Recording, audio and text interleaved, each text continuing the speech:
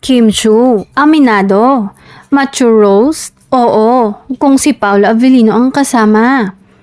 Inamin ni Kim Chu sa isang kamakailang panayam na bukas siyang tanggapin ng mga mature o mas daring roles ngayon, pero may malinaw siyang kondisyon. Kung si Paolo Avellino lang ang kanyang makakatambal. Ayon sa Chinita Princess, komportable siya kay Paolo dahil kilala niya ito bilang marespeto at profesional sa trabaho. Kung si Paolo ang partner ko, wala akong kaba. Alam kong may respeto siya at hindi lalampas sa kung ano lang ang kailangan sa eksena, pahayag ni Kim.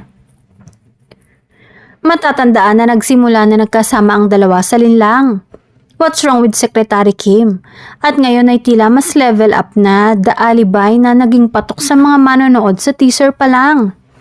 Mula sa kanilang chemistry sa on-screen hanggang sa mga behind the scenes na kwento. Ramdam ng fans ang tunay na tiwala at respeto sa pagitan nila. Dagdag pa ni Kim, depende rin sa story at kung paano ipapakita ang mga eksena. Pero kung maganda ang script at si Paolo ang kasama ko, handa akong i-explore ang ganitong klaseng role. Marami ang natuwa sa pahayag ng aktres dahil nakikita nila ito bilang senyales ng kanyang pag-mature bilang artista, na bukas sa mas challenging roles basta't may maayos na katrabaho. Pero ang say naman ng iba ay dahil na rin sa relasyon na meron sila ngayon.